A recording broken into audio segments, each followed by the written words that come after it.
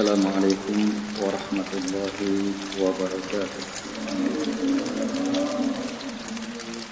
Innal hamdalillah nahmaduhu wa nasta'inuhu wa nastaghfiruh wa na'udzu billahi min shururi anfusina wa sayyiati a'malina. Man yahdihillahu fala mudilla lahu wa man yudlil fala hadiya lahu.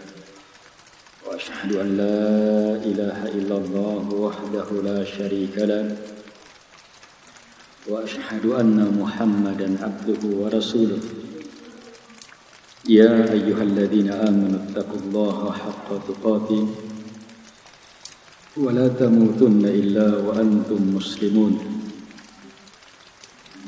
أما بعد فإن أصدق الحديث كتاب الله وخير الهدي هدي محمد صلى الله عليه وعلى آله وسلم وشر الأمور محدثاتها وكل محدثة بدعة وكل بدعة ضلالة وكل ضلالة في النار.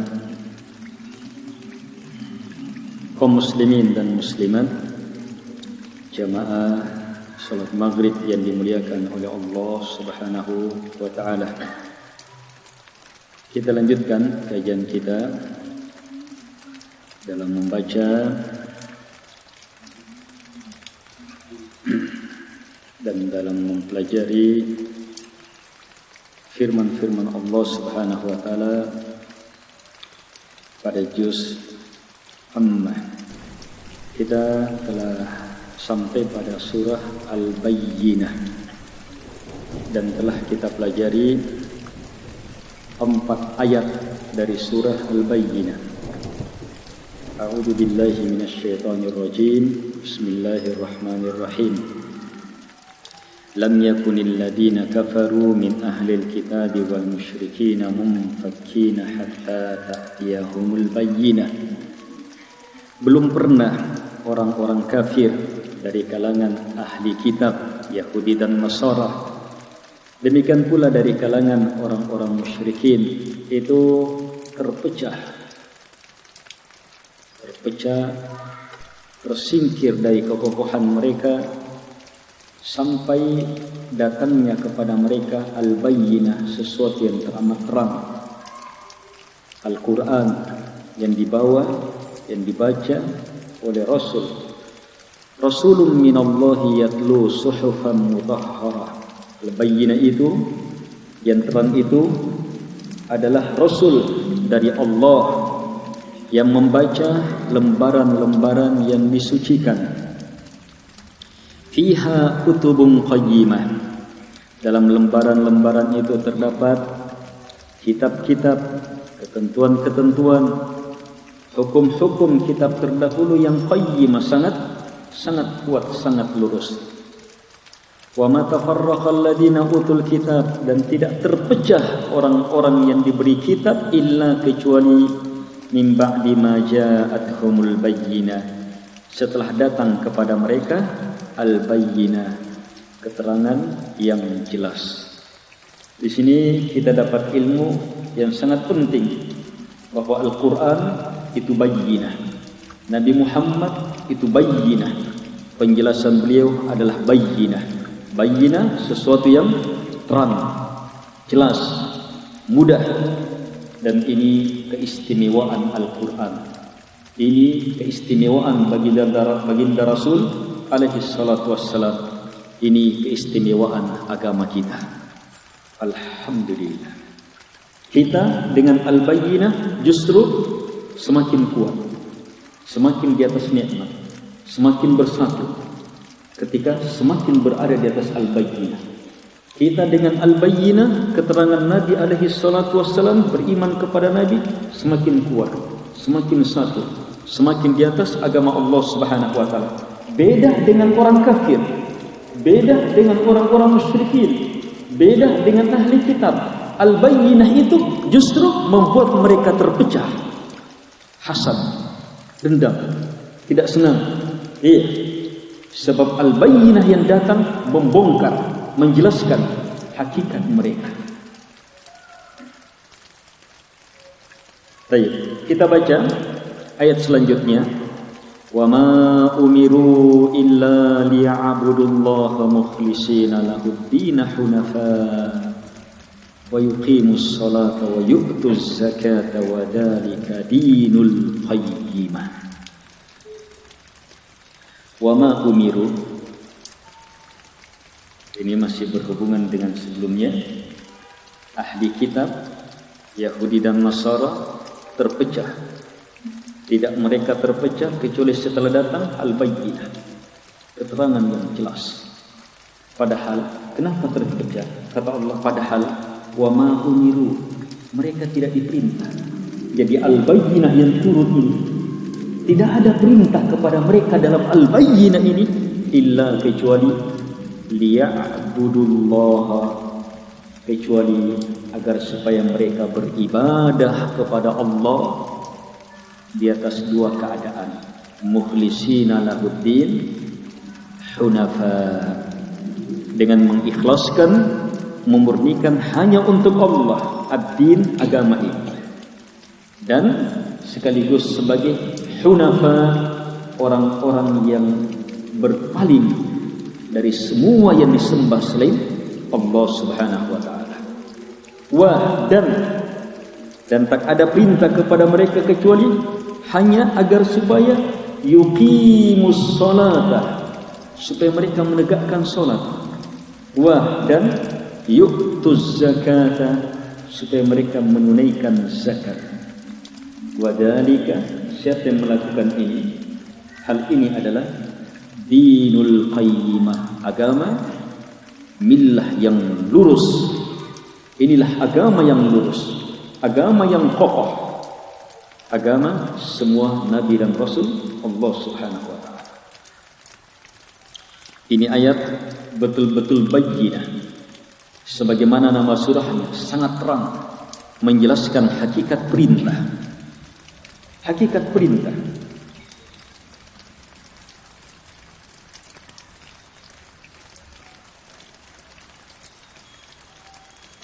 Perhatikan di sini jamaah. Kenapa ahli kitab Yahudi dan Nasrani terpecah? Kenapa terpecah? Goyang, goncang, terpecah. Padahal bayyinah yang datang dan Nabi Muhammad yang menjelaskan al-bayyinah dengan sejelas-jelasnya itu, tidak ada yang dipahami darinya kecuali hanya perintah supaya beribadah hanya kepada Allah, ikhlas hanya kepada Allah, jangan kepada selainnya. Kenapa sampai terpecah?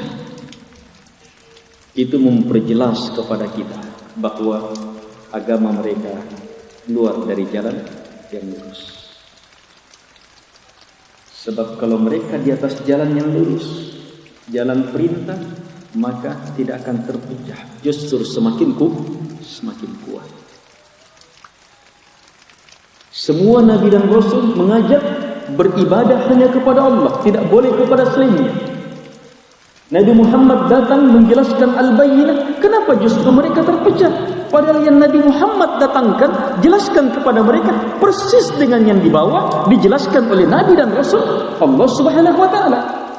Persis dengan penjelasan Nabi Nuh, Nabi Ibrahim, Nabi Musa, Nabi Isa, semua Nabi dan Rasul Allah Subhanahu wa taala sama penjelasannya. Ibadah hanya kepada Allah Subhanahu wa taala, jangan kepada siapapun juga selain Allah Subhanahu wa taala. Kenapa justru mereka marah? Kenapa justru mereka dendam? Kenapa justru mereka hasad dengki? Kenapa justru mereka membuat makar? Kenapa justru mereka terpecah?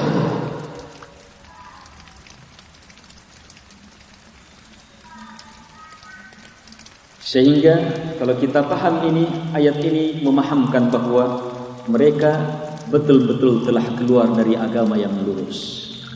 Karena itu terpecah.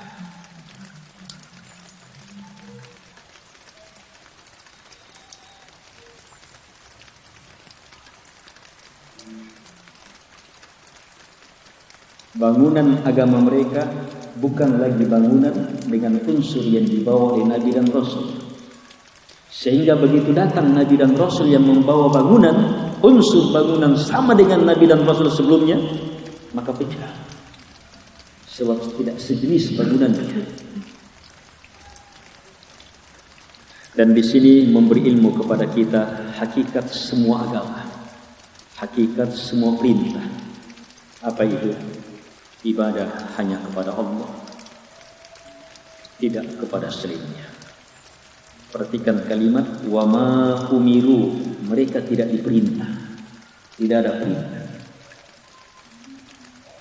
Jadi tidak ada perintah dalam Quran, dalam Sunnah, dalam Al-Quran yang merupakan Al-Bayyinah, dalam keterangan Nabi yang merupakan Al-Bayyinah, tidak ada di situ perintah, kecuali ini hakikat perintah.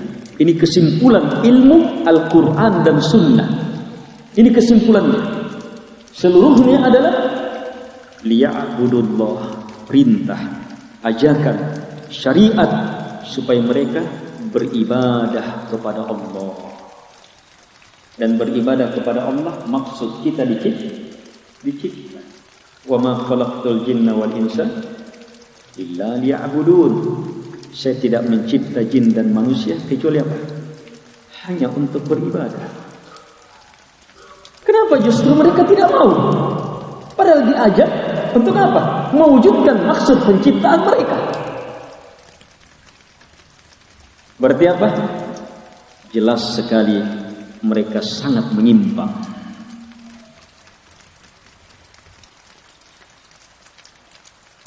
Mereka tidak diperintah diajak kecuali hanya untuk beribadah kepada Allah Subhanahu wa taala. Yang mana ibadah kepada Allah ini keperluan kita. Hajatnya kita di sini. Kita tidak bisa hidup tanpa ibadah kepada Allah. Tidak bisa tenang tanpa ibadah kepada Allah. Tidak akan bisa damai tanpa ibadah kepada Allah. Kenapa justru mereka tidak senang diajak ke situ? Itu mereka menunjukkan bahwa mereka menyimpang dari maksud hidup.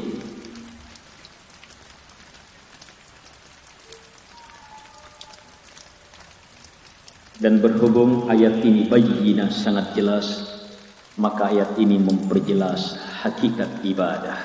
Lihat jelasnya hakikat ibadah di sini. Liya'budullah, supaya mereka beribadah kepada Allah. Lihat, mukhlisina lahuddin. Satu, dalam keadaan mengikhlaskan hanya untuk Allah agama ini. Yang kedua, hunafa, sebagai orang-orang hanif. Hunafa bentuk jamak dari kata hanif.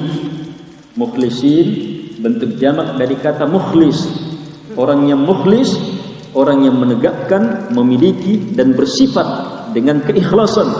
Orang yang hanif, orang yang memiliki hanaf dalam beragama. Apa itu ikhlas? Yang dengannya kita mukhlis, yang murni, hanya kepada Allah, bukan yang lainnya. Hanif, yang melakukan hanaf. Hanaf berpaling, menjauh dari semua yang disembah selain Allah Subhanahu wa taala. Dengan dua ini terwujudlah hakikat ibadah, yaitu apa? Tauhid. Ini makna tauhid. Apa itu tauhid? Ibadah hanya kepada Allah, tidak kepada selainnya. Harus dua. Tauhid, solat hanya kepada Allah, rukuk sujud kepada Allah, selain Allah tidak. Itu solat di atas tauhid. Itu solat di atas perintah. Itu solat di atas ikhlas dan hunafa. Sedekah yang merupakan ibadah ketika di atas tauhid. Kalau bersedekah kepada Allah karena Allah, tidak yang lainnya. Harus tidak yang lainnya. Tidak cukup beribadah hanya mukhlisina lahuddin, sementara tidak hunafa. Tidak cukup juga hunafa, sementara tidak mukhlisin. Harus dua-duanya. Itulah ibadah. Ayat ini jelas. Dia menafsirkan semua ayat, semua hadis. Jadi kalau kita dapat ayat perintah beribadah, ajakan beribadah, maka ibadah apa yang dimaksud? Kembalikan kepada ayat ini. Ibadah yang dimaksud, ibadah yang diperintah tidak ada kecuali ibadah yang ditegakkan dengan ikhlas dan hanif. Ini memperjelas. Kadang juga ayat hanya menjelaskan beribadah dengan ikhlas, tidak disebutkan hunafa. Berarti maksudnya apa? Ikhlasnya adalah berpaling dari semua selain Allah Subhanahu wa taala. Kadang juga ada ayat menjelaskan tegakkan ibadah secara hunafa, tidak disebutkan ikhlas. Maka maksudnya adalah berpaling dari semua selain Allah karena betul-betul menghadap hanya kepada Allah Subhanahu wa taala. Dari semua kata ibadah, kata ikhlas, kata hanif itu harus bergabung, menyatu. Itulah hakikat tauhid. Itulah hakikat kita dicipta. Itulah maksud semua nabi dan rasul diutus. Itulah ajaran semua nabi dan rasul. Itulah hakikat semua perintah. Itulah syariat terbesar. Itulah kandungan semua kitab. Yang dengannya tegak langit dan bumi, disiapkan surga dan neraka dengannya. Ini harus terkumpul tiga ini.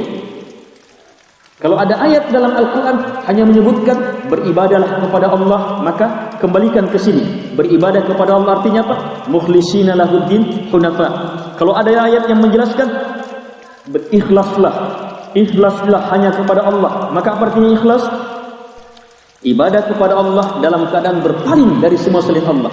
Harus di dalamnya terkandung makna hunafa pula. Atau kadang hanya disebutkan hunafa, ikuti agama Nabi Ibrahim, Hanifa, yang hanif. Hanya disebutkan hanif saja.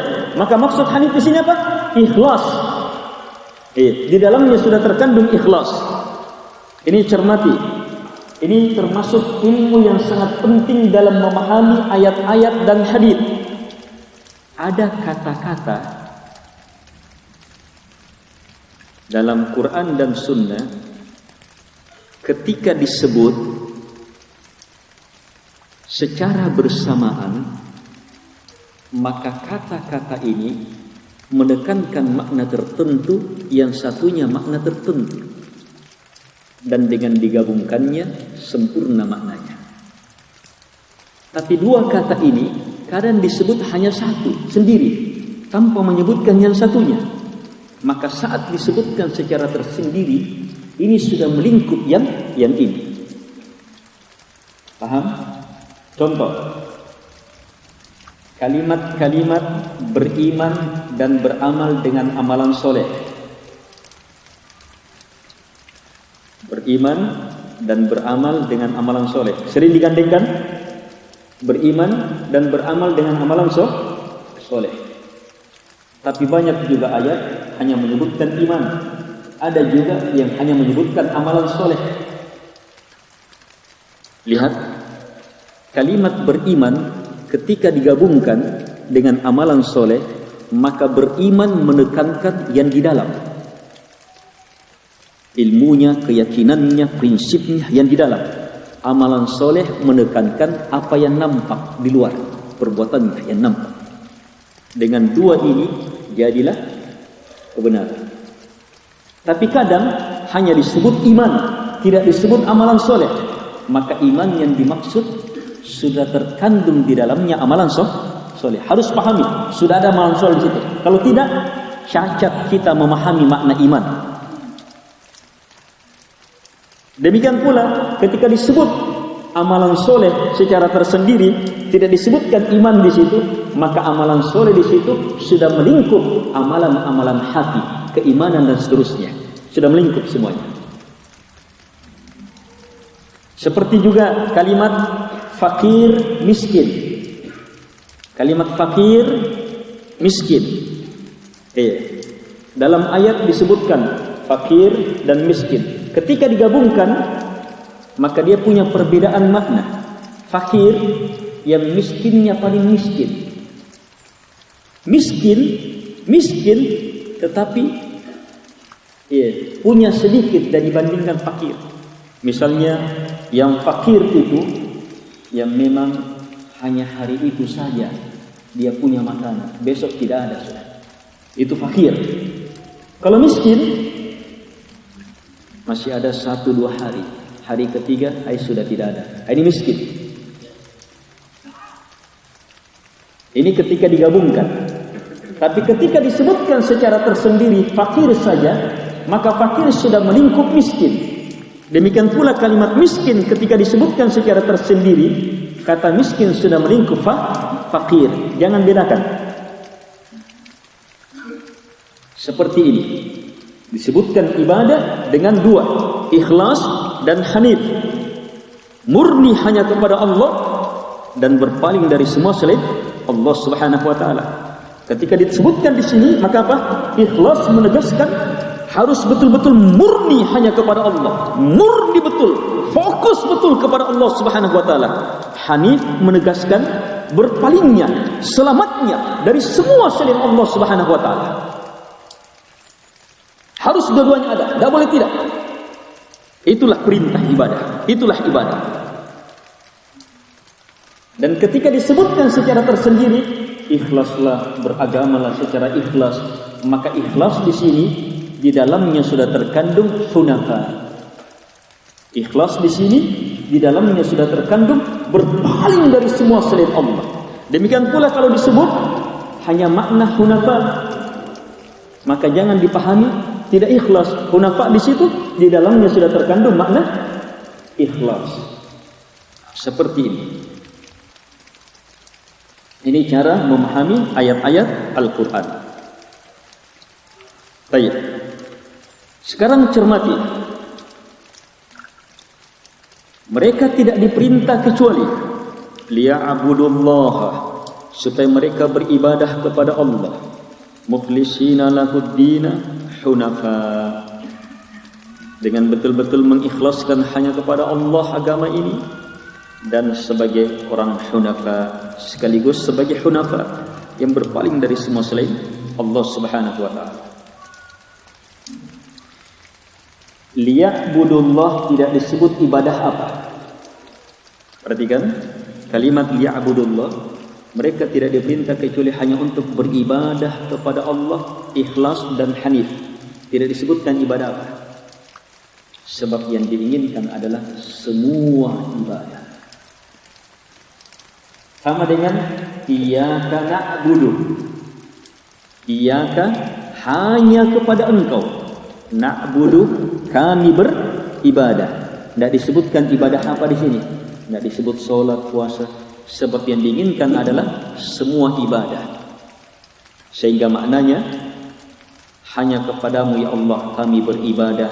Ibadah apapun harus hanya kepada Allah. Nah, di sini juga mereka tidak pernah diperintah kecuali hanya untuk beribadah. Ibadah dalam seluruh makna ibadah. Ibadah apapun mereka tegakkan di atas dua ini. Mukhlishina lahuddin hunafa.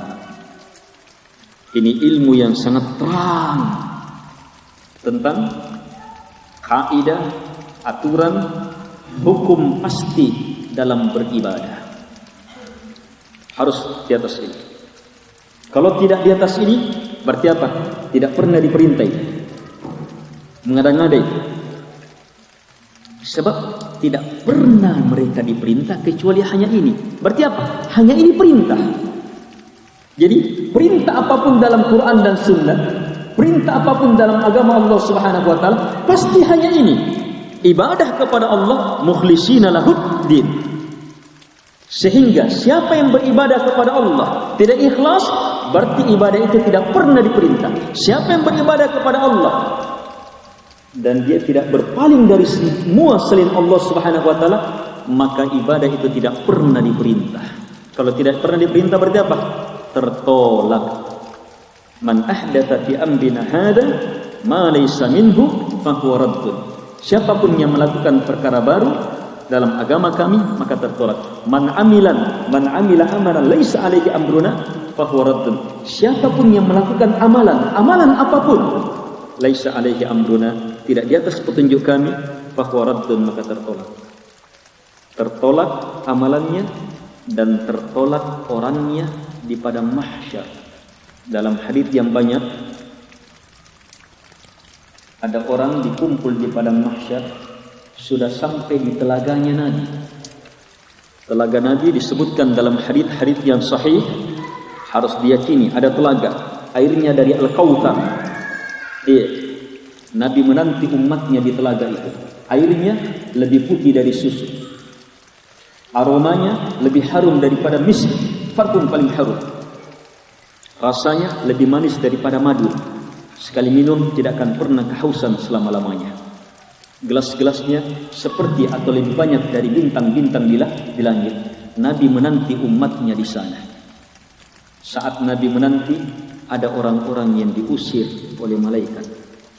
Nabi berteriak, ummati, ummati, umatku, umatku. Sebab bagaimanapun melanggarnya tetap ada tanda-tanda umat. Nabi kenal, umatku, umatku. Akhirnya Nabi diberitahu, ya Muhammad, ma'arafta ma'ahdathu ba'da. Wahai Muhammad, kamu tidak tahu orang ini apa? Ahdathu ba'da. Ahdathu, melakukan perkara muhdatsah, perkara baru, ba'daka, setelahmu.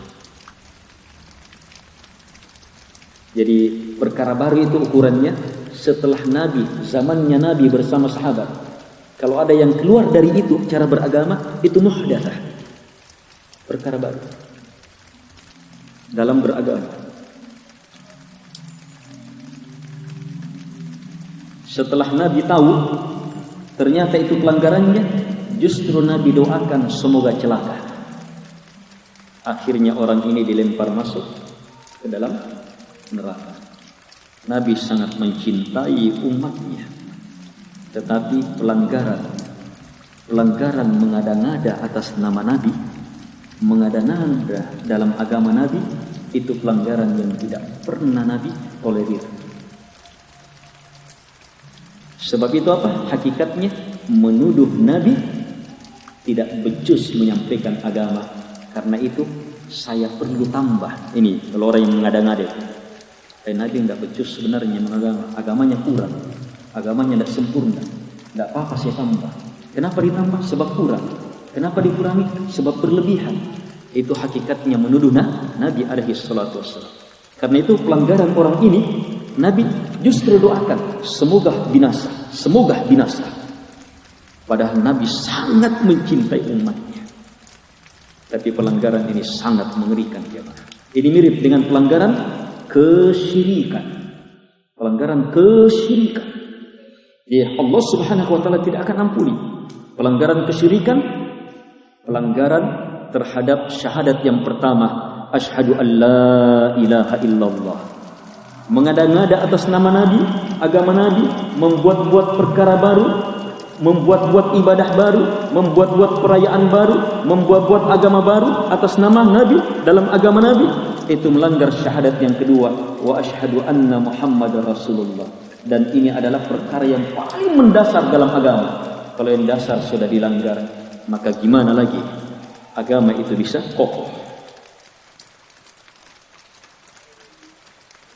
Wa ma umiru, mereka tidak pernah diperintah kecuali liya'budullaha mukhlishina lahuddin hunafa.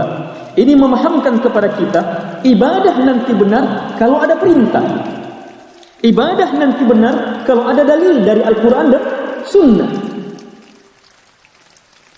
Jadi kalau ada orang yang beribadah, saya sudah beribadah ikhlas kepada Allah dan tidak mau kepada selain Allah, tapi tetap tertolak. Kenapa? Sebab tidak di atas perintah. Di sini dipertegas jelas perintah.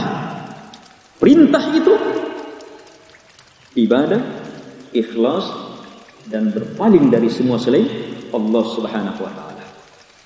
Wa yuqimus salata, dan supaya mereka menegakkan salat. Supaya mereka menegakkan salat. Di sini dimunculkan salat.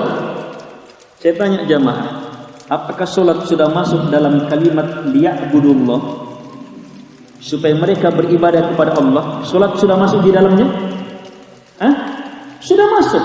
Tapi kenapa disebut secara tersendiri salat? Supaya mereka menegakkan salat, supaya mereka beribadah dengan ibadah salat. Itu tidak lain jamaah, karena salat adalah inti dari ibadah, perkara yang paling penting dalam ibadah. Terus wa yu'tuz zakat, dan supaya mereka menunaikan zakat. Menunaikan zakat ibadah sudah masuk dalam liya'budullah, sudah masuk. Tapi kenapa disebut untuk memahamkan kepada kita menunaikan zakat itu ibadah besar sama dengan solat. Sebagian ulama menjelaskan disebutnya dua ibadah ini, menegakkan solat dan menunaikan zakat, untuk memberi ilmu bahwa ibadah ada ibadah badan, ada ibadah harta. Solat ibadah badan, walaupun dengan hati juga, tapi yang nampak badan digunakan. Zakat ibadah harta. Sehingga disebutnya dua ibadah ini mewakili semua ibadah, apakah ibadah badan atau ibadah harta, seluruhnya harus ditegakkan hanya kepada Allah dengan mukhlishina lahuddin hunafa. Kemudian cermati ketika disebut supaya mereka yuqimunas shalah, supaya mereka menegakkan salat. Di sini tidak disebutkan supaya mereka yaf'alunas shalah, supaya mereka melakukan salat. Salat jamaah bukan sekedar perbuatan. Salat itu bukan sekedar melakukan. Salat itu bukan sekedar berbuat, tapi salat yang diperintah adalah iqamah. Harus diiqamah itu salat. Apa itu iqamah? Ditegakkan, didirikan, ditancapkan itu salat. Para ulama jelaskan iqamatus salat maksudnya menegakkan salat secara lahir dan batin. Dia tegakkan niat-niat dalam salat. Dia tegakkan khusyuknya salat. Dia tegakkan kecintaan, harapan dan takutnya dalam salat. Dia tegakkan perkara-perkara hati dalam salat. Dan dia tegakkan juga perkara-perkara lahiriah dalam salat. Itulah menegakkan salat. Lebih rinci lagi, menegakkan salat artinya mewujudkan syarat-syaratnya, mewujudkan rukun-rukunnya, mewujudkan wajib-wajibnya. Kalau dia sempurnakan lagi, mewujudkan sunnah-sunnahnya, maka betul-betul sempurna dia menegakkan salat. Ini ibadah jamaah disebut secara tersendiri sebab ibadah yang paling istimewa. Ini ibadah yang kewajibannya langsung dijemput dalam peristiwa Isra Mi'raj. Naik Nabi diangkat ke atas langit, melewati langit pertama, kedua sampai ketujuh, dilewati lagi, berjumpa, berbicara dengan Allah Subhanahu wa ta'ala. Tapi apakah Nabi melihat Allah saat itu? Ketika Nabi ditanya, Nabi menjawab, nurun anna ara, cahaya, bagaimana bisa saya melihat? Dan memang kemampuan manusia belum bisa. Nanti kita akan diberi kemampuan di surga, insyaallah ta'ala, melihat. Dan siapa yang melihat wajah Allah, lihat Allah, melihat wajahnya, maka tidak ada kenikmatan yang bisa menandinginya.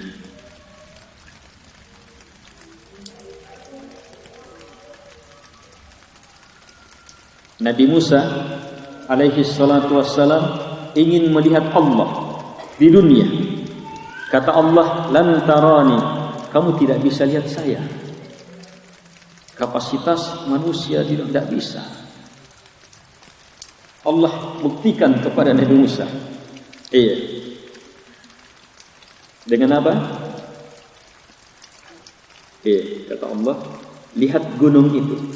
Kalau gunung itu bisa tetap, maka kamu bisa melihat saya. Maka Allah melakukan penampakan, tajalla. Ada sedikit penampakan. Apa yang terjadi pada gunung? Gunung roboh. Ini gunung ini roboh, tidak bisa menanggung efek dari hal ini. Nabi Musa pingsan. Ini di mana Nabi Musa pingsan? Di dunia. Nabi Muhammad lebih hebat, sebab di atas langit sudah sampai melihat cahaya, tapi tetap tidak pingsan. Di situ kehebatan Nabi Muhammad alaihi salatu wassalam dalam peristiwa Isra Mi'raj yang banyak orang tidak pahami. Untuk apa peristiwa ini? Salat 5 waktu supaya kita tegakkan. Ini hakikat perintah. Ini amalan yang sangat luar biasa, sangat mulia, tiada tandingannya. Ini amalan yang sangat luar biasa. Sampai-sampai Nabi menjamin, kalau ini benar di akhirat, ini yang pertama diperiksa. Kalau ini baik, Nabi jamin baik semuanya. Dan itu menjadi ilmu tentang ukuran solat yang benar. Solat yang benar akan menjadikan apa? Semua amalan baik. Inna salata tanha anil fahsya'i wal munkar. Solat mencegah dari perbuatan apa? Keji dan munkar. Berarti ini apa? Ini juga menjadi ilmu bahwa solat yang benar akan mencegah dari syirik, akan mencegah dari bid'ah, akan mencegah dari membunuh, akan mencegah dari minum minuman keras, akan mencegah dari zina, akan mencegah dari perbuatan-perbuatan haram. Solat yang benar. Karena itu tegakkan. Untuk itu jamaah perlu ilmu, mulai ilmu niatnya, bacaannya, rukun-rukunnya, syarat-syaratnya dan seterusnya. Wa yu'tuz zakat, dan supaya mereka menunaikan zakat. Zakat kewajiban. Ini amalan besar. Ada zakat fitrah, ada zakat harta, ada zakat hasil bumi, ada zakat ternak, ada zakat perdagangan, ada zakat. Tunaikan zakat. Siapa yang dilebihkan dari harta ini, tunaikan. Zakat itu bukan haknya kita. Zakat itu pensuci. Kalau kita keluarkan, suci diri kita, suci harta kita. Kalau kita keluarkan, kita kasih ke haknya orang. Karena itu, orang yang menunaikan zakat dapat pahala besar. Kalau dia jujur dalam menunaikan zakat, maka dia akan keluarkan walaupun tidak sampai zakatnya. Banyak ulama yang ahli sedekah, dia tidak menunggu hartanya sampai untuk dikeluarkan zakatnya. Dia tidak mau. Sebab kalau sampai zakat berarti wajib sudah dikeluarkan. Harus tidak. Ini yang tidak tunggu. Memang dia keluarkan. Tidak pernah sampai nisabnya. Dia keluarkan terus. Untungnya banyak terus. Tidak pernah sampai nisabnya. Keluar terus hartanya, zakatnya. Sehingga apa? Pahalanya lebih banyak. Pahalanya lebih besar lagi. Dia mendekatkan diri kepada Allah Subhanahu wa taala bukan sekadar kewajiban, tapi dengan sunnah-sunnah. Kemudian di antara makna menunaikan zakat, ini perhatikan, menunaikan zakat, wa yu'tuz zakat artinya memberi jiwa ini kesuciannya. Menunaikan zakat artinya melakukan tazkiyatun nafs, melakukan pensucian jiwa. Ini hakikat perintah. Lakukan pensucian jiwa. Apa pensucian jiwa? 2. Pensucian jiwa itu 2. 1. Tumbuhkan, bangun, tumbuhkan. Yang kedua, singkirkan penghalang, bersihkan. Itu tazkiyatun nafs. Jadi membangun jiwa artinya apa? Menumbuhkannya dan menyingkirkan penghalangnya. Membangun jiwa artinya memperluasnya dan menyingkirkannya, mempersempitnya. Membangun jiwa artinya memperindahnya dan menyingkirkan hal-hal yang mengotorinya. Hanya terjemahan bahasa Indonesia banyak-banyak diarahkan ke makna yang kedua, pensucian saja. Padahal asal makna tazkiyah itu asal maknanya adalah an-numu, tumbuh berkembang. Itu tazkiyah artinya menumbuhkan jiwa sehingga jiwanya tumbuh besar semakin tinggi, sehingga jiwanya semakin besar, semakin hebat, semakin luar biasa. Dan untuk semakin besar luar biasa itu harus singkirkan penghalang-penghalangnya. Bisakah kita bangun sesuatu terus ke atas kalau kita hanya membangun sementara penghalang di atas kita tidak singkirkan? Tidak bisa. Jadi mau membangun yang benar, bangun terus ke atas, ada yang menghalangi di atas, tebang, bersihkan. Itu namanya membangun yang benar. Ada yang menghalangi di bawah, singkirkan. Itu namanya tazkiyatun nafs.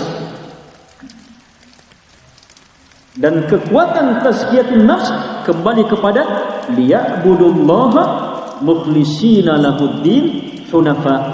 Tidak ada tazkiyatun nafs kecuali harus di atas itu. Tazkiyatun nafs itu harus dengan dua itu. Tegakkan kepada Allah, tidak boleh kepada selain Allah Subhanahu wa taala.